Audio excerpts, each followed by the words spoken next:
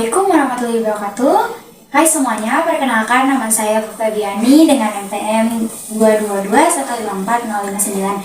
Saya dari jurusan Pendidikan Biologi Fakultas Keguruan dan Ilmu Pendidikan Universitas Silangani. Saya di sini akan mempresentasikan hasil artikel ilmiah saya yang berjudul Efektivitas Air Rebusan dalam sendiri atau PIPER untuk mengurangi keputihan pada remaja. Tugas ini saya buat untuk memenuhi salah satu tugas mata kuliah Bahasa Indonesia kelas B dengan dosen pengapu yaitu Bonita Nurhayati, Sarjana Pendidikan Magister Humaniora. Keputihan ini adalah hal yang wajar yang akan terjadi pada setiap wanita. Bahkan banyak orang yang menganggap sepele tentang keputihan ini. Padahal apabila tidak ditangani dengan serius, keputihan ini dapat mengakibatkan kematian. Bahkan menurut penelitian WHO pada tahun 2018, ada 75% perempuan di dunia yang setidaknya akan mengalami satu kali keputihan, dan ada 45% perempuan yang ada di dunia ini akan mengalami keputihan setidaknya 2 kali dalam seumur hidupnya. Dari 23 juta penduduk yang ada di Indonesia, ada sebanyak 90% wanita yang akan mengalami keputihan dan ada 60% remaja perempuan di Indonesia yang akan mengalami keputihan. Itu menurut penelitian dari Prabawati tahun 2019. Kenapa demikian? Karena negara Indonesia adalah salah satu negara yang beriklim tropis sehingga menyebabkan mudahnya perkembangbiakan jamur pada organ reproduksi wanita. Nah, sebenarnya sendiri keputihan sudah ada sejak zaman dahulu. Namun, karena kurangnya kepengetahuan tentang keputihan itu sendiri dan kurangnya kemajuan dalam teknologi di bidang kesehatan, orang-orang pada zaman dahulu mengobati keputihan dengan secara alami dengan menggunakan air rebusan dalam siri ataupun dalam sirsak. Keputihan atau keluar albus adalah suatu cairan yang keluar selain darah dari area vagina. Menurut manual tahun 2019, keputihan ini terbagi menjadi 2. Ada yang keputihan normal atau fisiologis dan ada keputihan abnormal atau patologis. Keputihan normal atau fisiologis dapat berarti keputihan yang banyak mengandung details dan sedikit leukosit dan keluar dalam jumlah yang sangat teratur dan berfungsi hanya untuk melembabkan area vagina saja.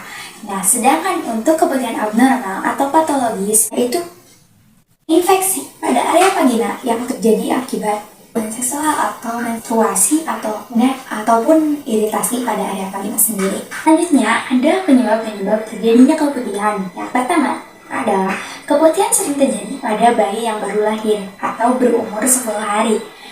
Dan yang kedua adalah perempuan atau wanita yang pertama kali mengalami haid atau menstruasi. Adapun perempuan yang terangsang secara seksual dan perempuan yang sedang hamil, perempuan yang menggunakan akseptor kontrasepsi pil, dan ada keputihan yang diakibatkan oleh penyakit kronis yang diderita. Untuk eksternalnya ada penyebabnya ada kelelahan fisik atau psikis, iritasi pada area vagina sendiri, dan kurangnya menjaga kebersihan pada area vagina. Adapun dampak yang bisa terjadi apabila keputihan tidak ditangani secara serius, yaitu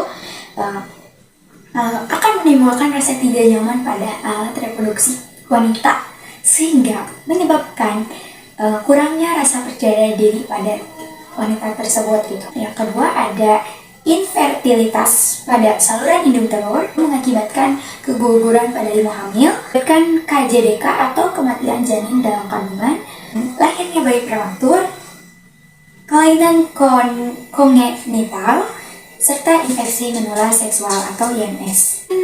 Saya ini menggunakan metode penelitian kualitatif di mana dengan cara penelitian eksperimen semu atau kuasi eksperimen, lalu selama 5 hari dengan 2 kali percobaan dan dilanjut dengan metode wawancara kepada objek penelitiannya. Untuk eksperimen semu sendiri dilakukan sebanyak 2 kali percobaan dalam waktu 5 hari. Objeknya ada 2 orang, yaitu orang pertama pada remaja yang baru pertama kali mengalami Wehen, dan orang kedua yaitu remaja yang sudah pernah memakai obat keputihan. Pada subjeknya yaitu pengaruh air busan daun sirih hijau terhadap keputihan pada remaja sendiri.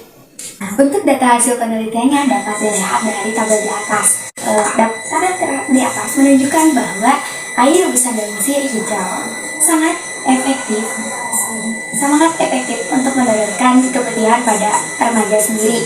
Data hasil penelitiannya dapat kalian lihat di tabel di atas.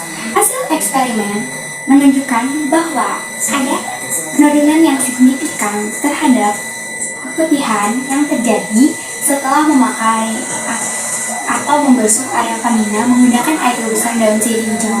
Dalam sesi wawancara juga, orang kedua yang sudah pernah memakai obat keputihan juga menyebutkan bahwa air rebusan daun sirih hijau ini lebih efektif untuk mengurangi keputihan juga, karena bahannya terbuat dari alami, sehingga efek samping yang ditimbulkannya juga lebih sedikit, serta daun sirih hijau juga mudah didapatkan di mana saja. Hal tersebut juga didukung oleh hasil penelitian dari Saparinto yang menyebutkan bahwa air rebusan daun sirih yang digunakan untuk membasuh vagina mengandung karfakol yang bersifat disinfektan serta anti jamur, sehingga dapat digunakan sebagai obat antiseptik.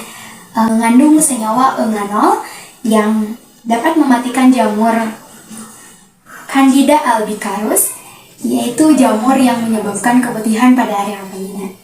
Berdasarkan hasil penelitian mengenai efektivitas air rebusan daun sirih hijau atau Piper-Beckley et al. Untuk mengurangi keputihan pada remaja, dapat dikatakan sangat efektif karena bahannya terbuat dari bahan alami. Tadi efek samping yang ditimbulkannya akan sedikit. Tetapi apabila ingin mencapai hasil yang memuaskan dari air rebusan daun sirih hijau ini untuk mengurangi keputihan, dapat dilakukan secara bersama-sama dengan kesadaran diri kita akan pentingnya menjaga kebersihan, apalagi pada area vagina sendiri, seperti membasuh area vagina setelah membuang air kecil ataupun besar.